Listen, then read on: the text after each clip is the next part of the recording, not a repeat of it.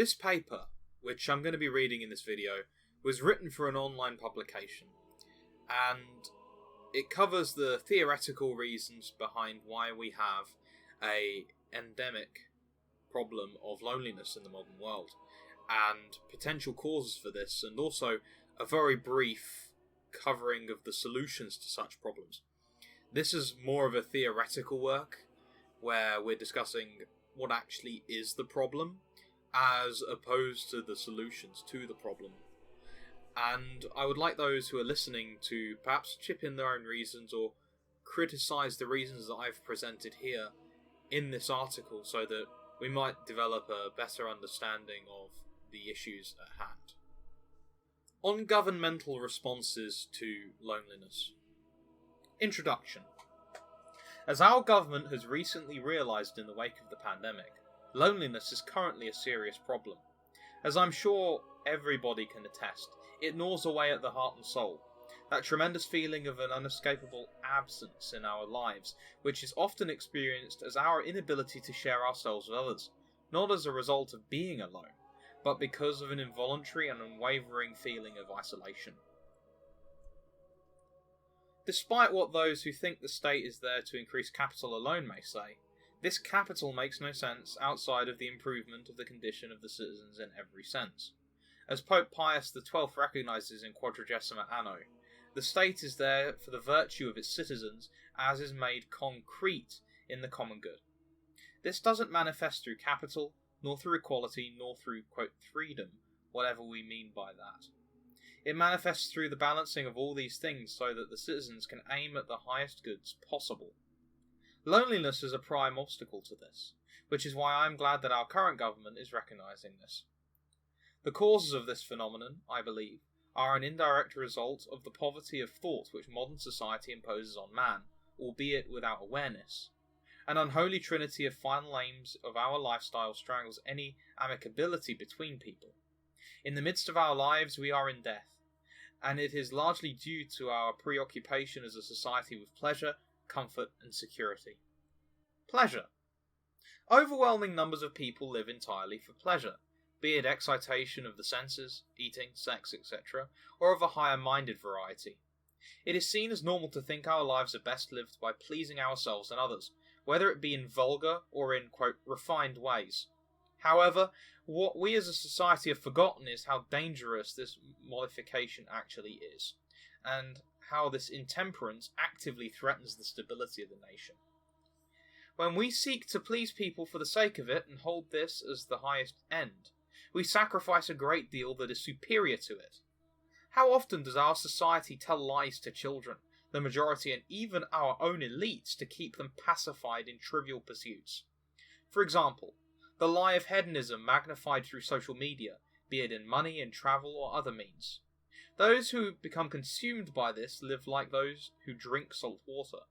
Some may delusionally think it will stake their thirst, but all it does is make them thirstier and dehydrates them. The consequences of this isolate us. I likely don't need to tell those reading about the dangers of the obsession with drugs or money, but one thing which has been forgotten since the 1960s is how dangerous uncontrolled sexuality is, and the ignorant changes to our laws that enable this.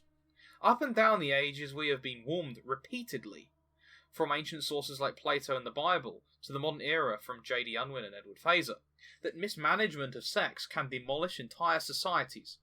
St. Alphonsus Liguori noted that disordered approaches to sex had the following psychological consequences: blindness of the mind, inordinate love of self, pride, inconstancy, inconsideration, and haste in action, among other things. Others have noted that it also leads to a lack of discipline in controlling appetite. The complete nuking of young minds by pornography and over-sexualization have let all this loose, as I think many can attest personally. In particular, those older may recall more vividly the stupid things which they did for the sake of this lust. Comfort. Those who are of other dispositions are drawn to the comfort which is caused by wealth, beyond hedonism. Those who live purely so that they can experience comfort and run away from anything which may be too taxing, even if the result is great. There is an unwillingness to forsake the pleasurable for the arduous good. This manifests in a state of almost perpetual distraction out of fear. For instance, we may find a lump on our chest which is a bit suspect, but for fear of there being cancer, we may ignore it. We think, fallaciously, that this will make the problem disappear. So we pass our time in distractions that give us a semblance of happiness. How many of us don't discuss our bills and loans because of a great deal of pain it would cause to sort them out, including a substantial simplification of our lifestyle? Increasingly, our people lack the conviction to do this, and so the society shrinks and degrades, and like hills amid a flood, leaves islands. When we think about our grandfathers and great-grandfathers who stormed up Juno and Gold Beach, or who fought in Burma against the Japanese, do we recall men who couldn't be bothered? Do we see this in our society now in our young men? Likewise, do we see the great number of young women willing to put up with the profound privations that those at home endured? I don't see such a thing now. I see a lot of trapped and despairing young people who are caught up in distractions and are unable and sometimes unwilling to break out.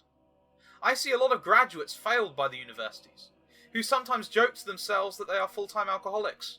I see young men who could be hard-working miners or steel workers, who are instead rotting away in tenements.